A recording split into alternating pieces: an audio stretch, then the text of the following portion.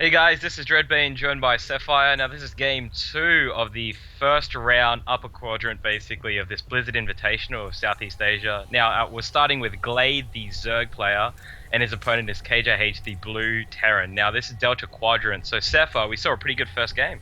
Yeah, really strong performance there by Glade. I don't like the fact that KJH went for that 5-Rax Reaper opening, tried to abuse the little bit of imbalance that is there right now.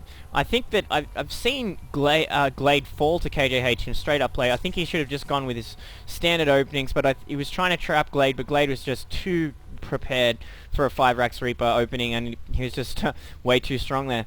And just because of the way that the tournament works, I mean, it's random drawing brackets, and this is almost a final right here with Glade vs KJH, because both players have performed so strongly throughout the beta and throughout release. And I'm interested as to whether or not Glade's going to open up the same way, going with the 14 pool 14 hatch into speed meter bailing and completely ignoring roaches, not being worried about 5-Rax Reaper, just holding it with lots of good creep spread and lots of speedling use. But whether or not KJH is going to open 5-Rax Reaper again, I'm really curious, because it really didn't pay off for him, and I think we'll see a normal kind of build from him, because he does favour these infantry heavy builds. He likes to get lots of expansions and lots of barracks online and just be able to pump constant waves of infantry units at his opponent.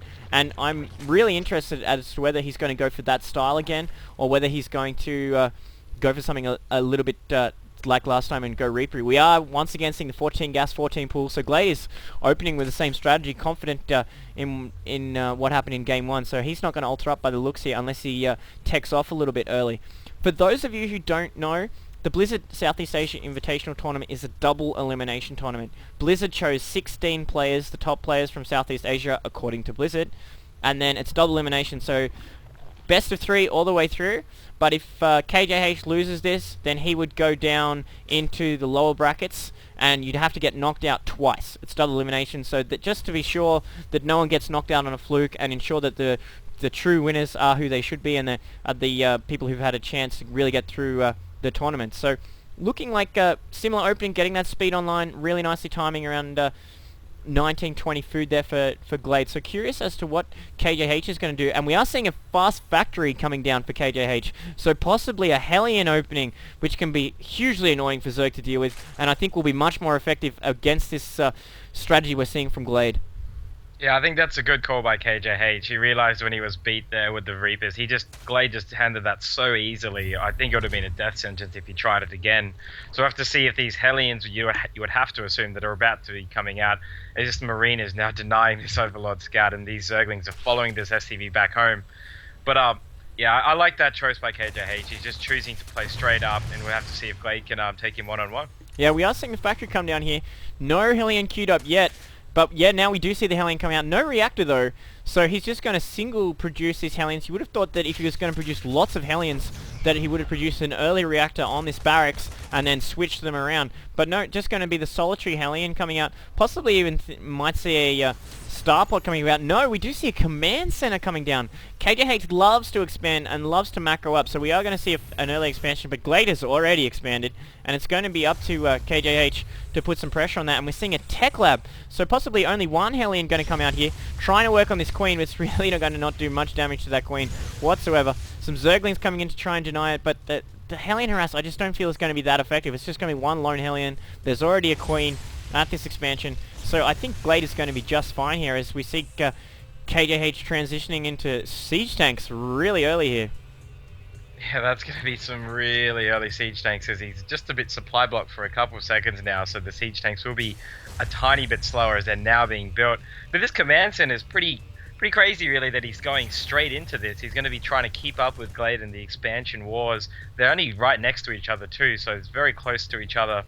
But really, there's just so many Zerglings on the field now. He's just really fortifying his expansion is Glade at the moment. So really making sure that Hellions won't be too much of a problem. Yeah, second factory going down, second tank queued up, so he's really going to go heavy metal right here. Not too much in the way of Marine support, no an add-on coming on this barracks yet, so he's just looking like he's going to go pure mech against Glade. This is a pretty good strategy here because Mech is so strong. Second Queen coming out for Glade. He wants to be able to spread that creep as well as getting his injection timings going nicely. And not only that, it does pretty good defense against what KJH would normally open with, and that's the heavy bio kind of builds, but he's just going completely mech right now.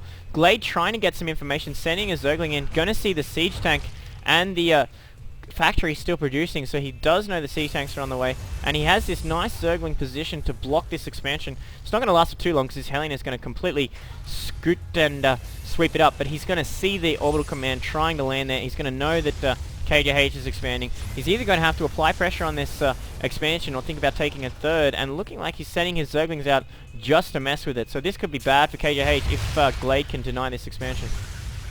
Now these siege tanks in position, laying into those Zerglings. Why is he going back? Because they would have all gone down had they attacked. So now just these Zerglings roaming the field, but these siege tanks just so powerful defending these expansions, especially in this position too. He can just put these siege tanks all over the place, and as this barracks is now going in the forward position just in front there. So really, KJH is really trying to commit to this factory build. He's got all these factories, another one now going down, so 3 factories.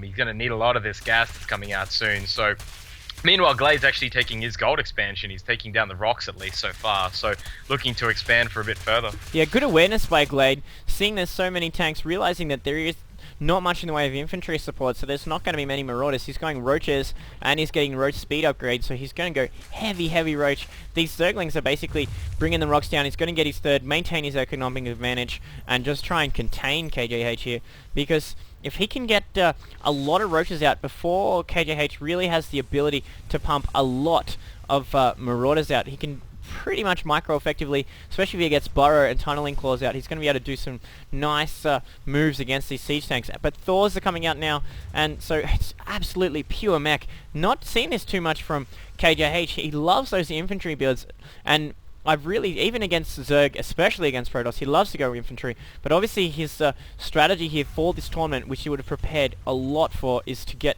pure metal, Hellions, siege tanks, and Thors, which is a deadly combination and in a cause of many a Zerg tears. So interesting to find out how they're going to go up against this heavy Roach that we're seeing coming out for mOOnGlaDe, who's actually throwing down a Baneling nest as well, so it's going to be Roach Baneling by the look of it. Yeah, just a bunch of these Thors.